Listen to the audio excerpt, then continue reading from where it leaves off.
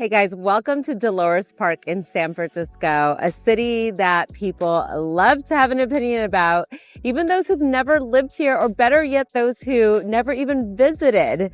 I am Yesenia with the Krishnan team and a San Francisco native, and today we're going to talk about the pros and cons of living in this beautiful city. Most people think of this city as like a utopia of innovation with the most amazing street tacos and weather that you can be outside year round. And while others think of it as an overpriced city where you're stepping over tents all day long to pay $18 to $20 for an avocado toast. But as an SF native, I'm here to tell you the real talk about why people fall in love with this beautiful city and while others maybe second guess living here. If you want to know more about living in San Francisco, join us every Monday at 5 p.m. for more videos like this.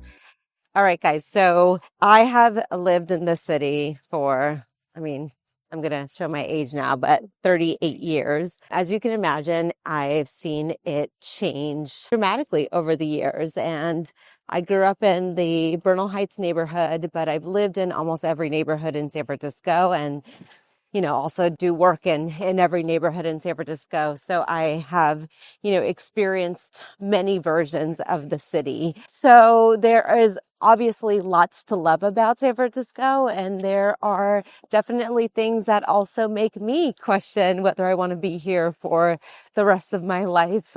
I definitely am someone who has experienced the world. I travel a lot domestically and internationally. So I feel that I have good context for what it's like to live elsewhere.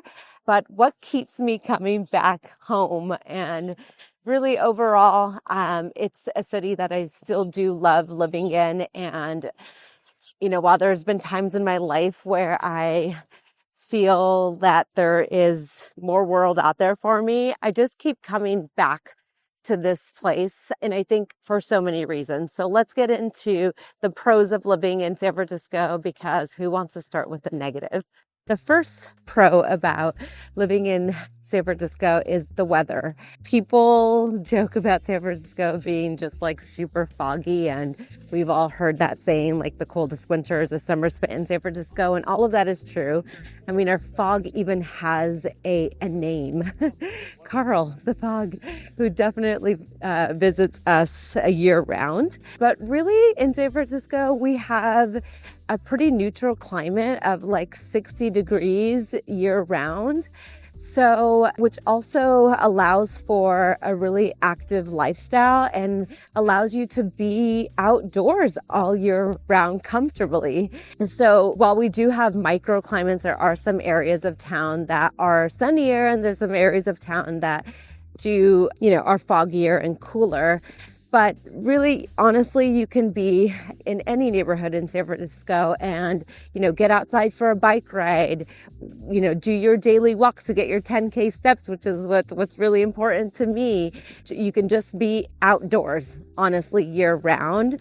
And I think that's hugely important, because you go to places like New York or Chicago, where my sister lives, and for several months in the year, you don't want to go outside, right? Like you're indoors all the time, and that sucks.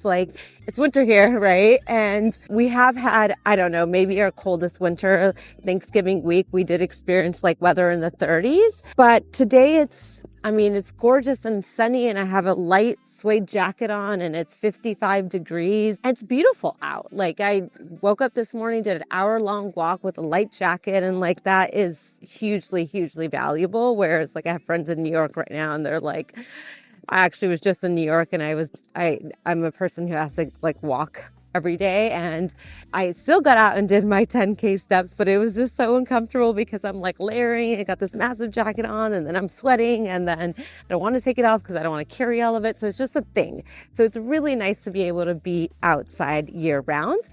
Also, in terms of style, you do kind of have to plan for what you're wearing and have a jacket, because nice and warm, early morning, and then it gets pretty cold during the day. So layering is the vibe here, but you still don't have to carry on a massive jacket. And I think that's really nice. So good weather. Now, the second thing that I think is really cool about living in San Francisco is access to nature within the city and then proximity to nature within 1 to 4 hours drive. So in San Francisco, we're at Dolores Park right now. This is a massive park, and it's in the Eureka Valley neighborhood, which is essentially like nestled in between Noe Valley and Mission Dolores, or Mission Dolores is a neighborhood, but you're adjacent to Eureka Valley and Noe Valley and the Mission. You've got this massive park that is hilly. You can go, on a beautiful walk here.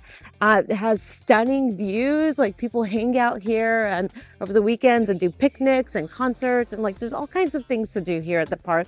And you have so many parks throughout the city. So within the city itself, there's beautiful places to go hang out outdoors. You can go on nice bike rides across the Golden Gate Bridge, which is really cool. And the ride to get up there is a really great workout.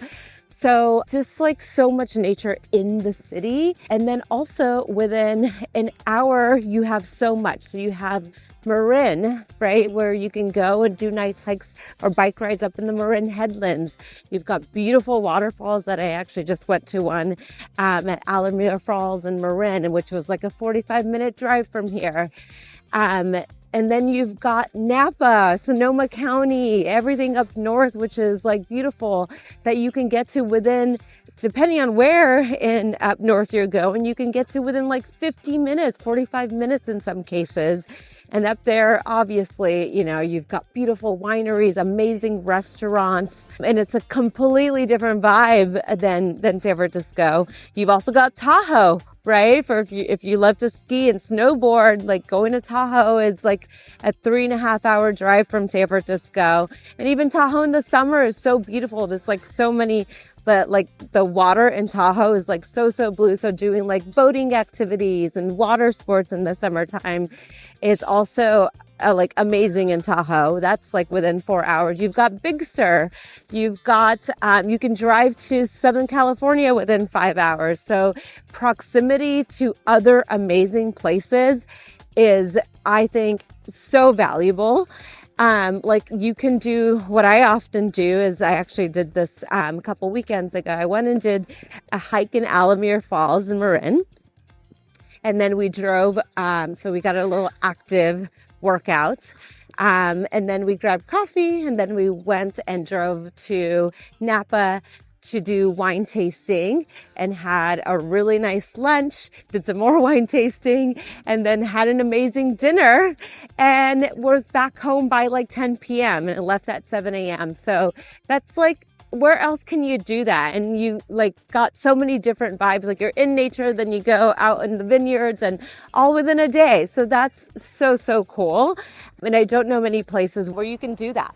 So there's lots of good weather and entertainment here. But I think the third cool thing about living in San Francisco is that you have this just vibrant culture of innovation that I think that attracts people from around the world. And even if you're not in a startup world where you're working at these companies, creating these companies, I do think that energy translates into all different industries. And you have people from all around the world here, which means you are meeting interesting people all the time, having interesting conversations and opportunities. And there's not any career that I can think of that you can't do in San Francisco. And I think that is unique. And so it's not, everyone thinks it's all about AI and tech, but the arts industry is big here. Maybe not a ton of fashion, but the biotech, real estate, even if you just wanted to work at a great admin job, there's something for everyone here, and there's all kinds of different people here. So I think that's what's really cool about living here is that you can, I've met people who, my friend group, I think is so different. Everyone is doing something different, the interests are different, but it all works. That's another really cool thing about living here. So, and while we're on career and work opportunities, really another amazing benefit about living in a place like this is that we have really high paying job opportunities. So yes, those jobs in tech and those jobs in AI honestly bring so much money into the city. You know, we joke about our clients in AI, like they're basically printing money over there, and it's a city that breeds like millionaires in their 20s, and like even if you're not one of those people, it's just like so inspiring to be around that. The median household income in San Francisco is about $145,000, which compared to areas like Texas, where I think it's about $80,000. So really the amount of money that you can make here, and I know it's a very expensive city to live in. I don't want a blanket statement that, but you can definitely make a lot more money here than you can in maybe other parts, or there's opportunities to make a lot more money here that in some cases can make it commensurate with what it costs to live here. Not true for everything, so I want to be careful about that. It is a town where opportunities to make a lot of money do exist. Another thing which I think is highly important in any city that you live in is like, does it have good food? San Francisco has amazing food and every cuisine. I think you can find an amazing restaurant in any cuisine and at any price point. So I said this earlier in the video where we do have like we're known for our tacos and especially our street tacos that you get from a food truck. But you know, if you want Chinese food, we have amazing Chinese food here. If you want great Thai food, we have great Thai food. You want to go and spend, you know, $500 at a steakhouse, you have that here. The food scene is incredible here. And I've heard, you know, there's places like New York where they also have an incredible food scene. But I think even people who've lived in those areas, like often, like that is one thing that we're known for is our amazing food industry. There is, if you want to visit and you're looking for like, where do you get the best street tacos? There is a taco truck that parks in front of Best Buy on, I think it's 14th and Harrison. And that is 100% the best street tacos. My favorites for kind of just a, not like low end, but like kind of medium range price place are like Kakari. I love Kakari. It's like Mediterranean. It's, you know, it's been around for a long time, but it's high up on people's like favorite lists often because you just know where you're gonna get, the service is good, the food is consistent, and you can get amazing wine there. If you want to spend a little bit more and have a really high-end experience with beautiful views, you can go to a place like Angler that's right on the Embarcadero, and there's many spots right on the Embarcadero where you could get a really nice meal for a pretty penny. Also an amazing view. Lots of good options for you foodies when you visit San Francisco. And so speaking of insider knowledge about San Francisco, if you want to learn more about like different neighborhoods in the city or what it's like to live here or what it costs to live in different neighborhoods and microclimates and all the things, head over to our website. We created a website just for you where it's a one-stop shop to find out what it costs to live in different neighborhoods, what the weather is like there, access to properties in those areas. So I think you'll find that super, super useful. Now, we talked about some of the amazing things that keep me coming back to San Francisco and some of the things that people love about living here. But, you know, like most cities, there's also downsides. And there are some things that are very true about what people, you know, what you hear online about living in San Francisco. And so let's get into some of that. While we talked about high-paying job opportunities, honestly, let's be real, the cost of living in San Francisco is no joke. It could feel like a financial workout every single month. And it's not just housing, it's food, it's parking. I was like just telling my colleague the other day that I couldn't believe that the meters to park in front of my office were $20 for 4 hours. It's insane. And then you get a parking ticket because they're on top of it. And that parking ticket is $110. Groceries are very expensive. Going out to dinner is very expensive. Taking an Uber here is very expensive. You've probably, I don't know if you've seen these memes online where it's like you step outside and just to step outside, it costs you $50. You know, coffee is $8. You actually In fact, I got a coffee the other day and it was $11. Avocado toast for $20. Like all of this is so, so true. You need to make a lot of money to live comfortably here. On average, I'd say you need to make, as a couple, you need to be making at least $300,000 to live comfortably here, and north of that to comfortably buy a home here and have a 20% down payment. That's probably not less than like $450,000. So that's a lot of money. That's a lot of money, and I know not everyone has those opportunities to make that much money here, but it doesn't change the cost of living here, whether you're making that money or not. So it can feel like a struggle for a lot of people. The median house price in San Francisco is currently $1.8 million and $1.2 million for a condo. And there are some areas where you can definitely achieve a house or a condo at a lower price point, but that is a very true average. And so, that leads me to the hustle culture here is a real thing. I understand it, right? You do actually have to hustle really hard here to live comfortably here. And I'm guilty of that too. And I think that could be definitely like something that's not ideal, to have to feel like you have to hustle to have, honestly, I wouldn't even say a great life, to just live sometimes. And as someone who's guilty of it, it's something that I've been reflecting on a lot. I mean, in real estate, like it's very easy to hustle, especially because in this career, there's no ceiling to how much you can actually make. Like if you want to make a ton of money, you can hustle to make a ton of money. And then also, you want to have a good life. You want to have a nice apartment. Like the average rent for a 1-bedroom apartment is $3,200. And that could be potentially with or without parking, right? So if you don't have parking, then you're adding another $300 to $500 for parking a month. And so then you're at $4,000. So, I mean, I'll speak from just experience. It's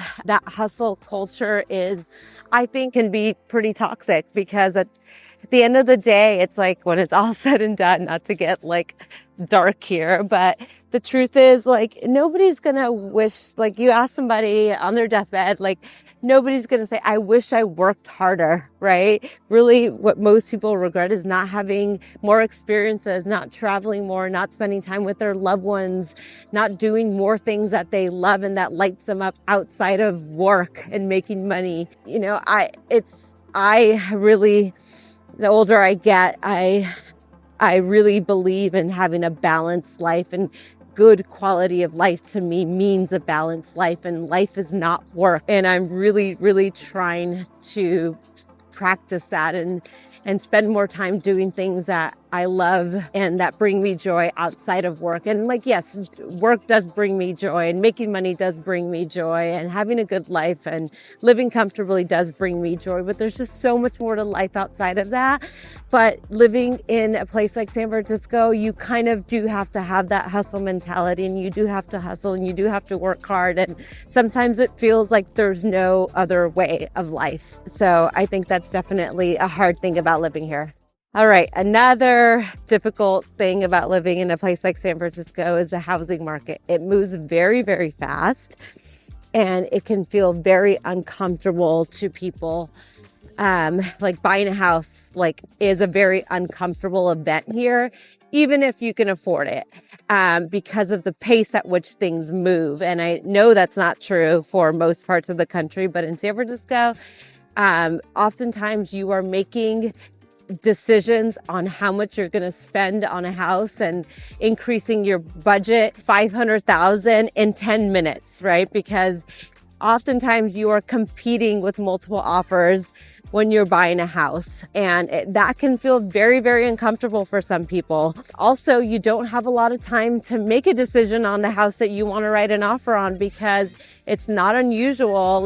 Most commonly, things are selling within 14 days, but it's absolutely not unusual that a house will come on the market and the very next day, or in some cases that same day, they have a preemptive offer on it and you either lost out on it because you didn't see it fast enough, or you weren't in a position where you felt comfortable moving that fast. But that is just the real estate culture here. And, homes are selling on average about 16% over the asking price. And honestly, up to like 50% over the asking price. It's like you often do see homes sell like $1 million over the asking price. And a lot of times that isn't necessarily that the buyer had overpaid by $1 million. It certainly does have a lot to do with how the listing agent priced it. And, when I'm working on the listing side, the listing price, I see it as a marketing tool to create this bidding war that often does kind of push properties over the most recent comps. So it's a very effective strategy, but it can be a little bit frustrating, especially when you're a new buyer to the market and trying to learn the market and you see something that's priced within your price range and you get all excited about it, but really the market value is 20%, 30%, up to 50% over that price. Also, this is where working with an agent who does a lot of business and has a lot of experience and really understands values is going to really be important, because you don't want to be that buyer that's writing 5 to 10 offers and all the while, and you're writing offers on things that were never meant to be anywhere within your price range, but you didn't have the proper guidance. And all the while the market is moving up and getting further and further away from you. So actually we've worked with many buyers where I've inherited them after they've worked with another agent for over a year, and they'll ask I'll ask them well, what are you looking for? And they tell me their criteria and their budget. I'm like, well, that doesn't exist. That's why you've not found anything this last year. And then all the while the market had increased, this last year over year, we're at a 9% increase. And just November, this year compared to last November, our prices increased by 15%.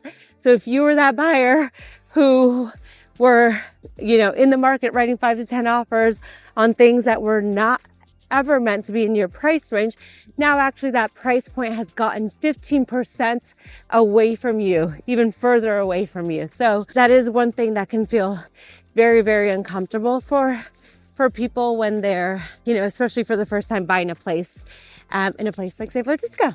Now let's get to what everyone thinks San Francisco is like. I feel like people think San Francisco is like this zombie land with homelessness, tents, feces, human feces on the ground everywhere, dirty. I've heard it all. As I mentioned, I travel a ton, and when I meet people and they say, oh, where are you from? Where do you live? I'm like, San Francisco. And they're like, can't believe you live in that hole. And it's so interesting to me because I'm like, it's such and these are people who've never even visited San Francisco before. And I'm just like, sure, you should come visit, because it's not that. It is certainly a problem for us, but it's like most big cities, it's concentrated in certain neighborhoods, right? Like every big city honestly, every city has its bad areas and has its areas where you have more crime and you have more homelessness and it's maybe not as clean, but that's not all of San Francisco. Actually, our crime has gone down year over year, including car break-ins. So we do have a new mayor. So our city, I do think there's a lot of, I think we're improving in a lot of ways with new leadership. So that's amazing. So you come to a place like Noe Valley. Yes, will you see some homelessness a little bit? Maybe, but not really as much as you would see it in the Tenderloin areas or downtown, right? Or you go to a place like Pacific Heights, Presidio Heights, quite frankly, you don't really see homelessness there. So it's certainly not everywhere. And maybe they just got a little worse in COVID, but the areas that are like what we call A neighborhoods, like Noe Valley, Pacific Heights, Presidio, you actually don't really see that much homelessness.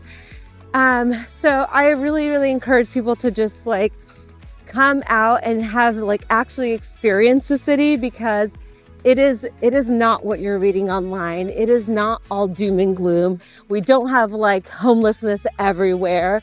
Like, I mean, we've been walking around.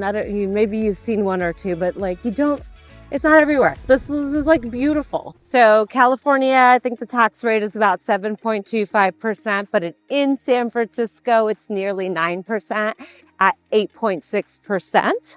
And we do have a very high income tax. So if you're in a higher tax bracket, you can expect to pay taxes upwards of 40% of your income annually. So that's a lot of money.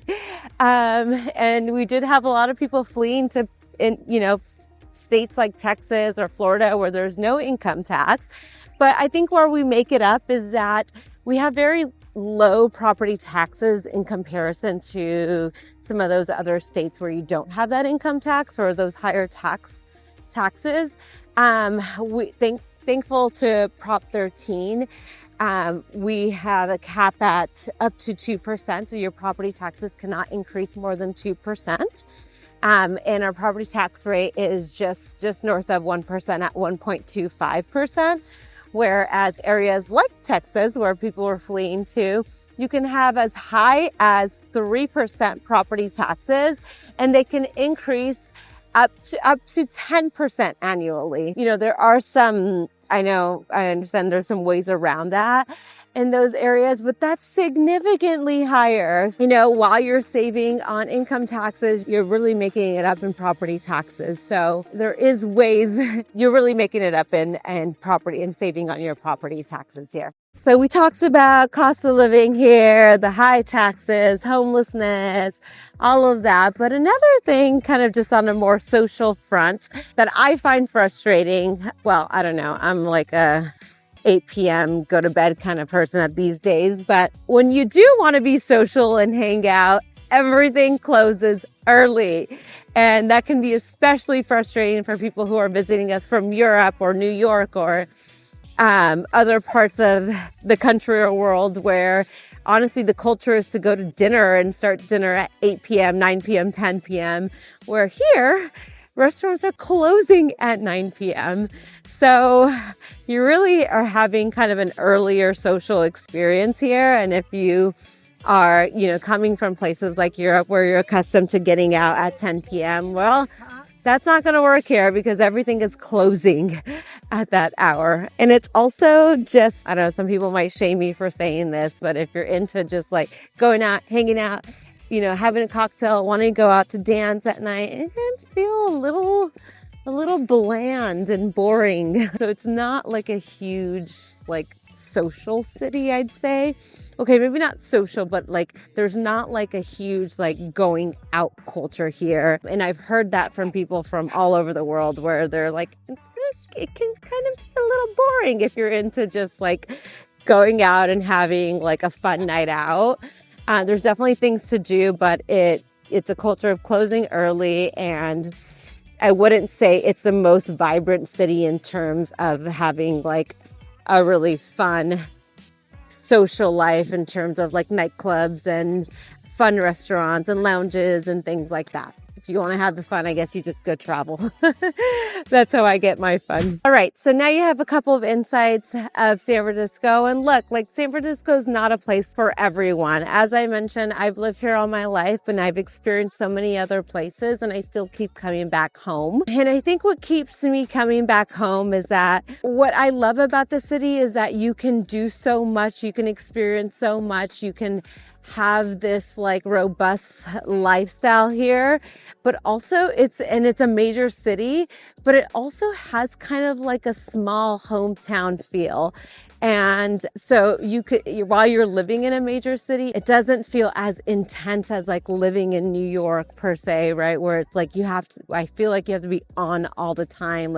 You get a big city with a small town feel, and that's really attractive to me. And also we have so many neighborhoods in San Francisco. And so if you want a more suburban feel, there are neighborhoods in which you can get that. If you want a more downtown bustling, busy feel, there are neighborhoods in which you can get get that. So as I said, I think there's something for everyone here. But if you're interested in buying in San Francisco, want to learn more about San Francisco, curious about what it's like to actually live here, feel free to call, text, or email. My team and I have sold over $1 billion of real estate in San Francisco, and we're happy to help you figure out whether this is city for you, and if so, like what neighborhood might feel right for you.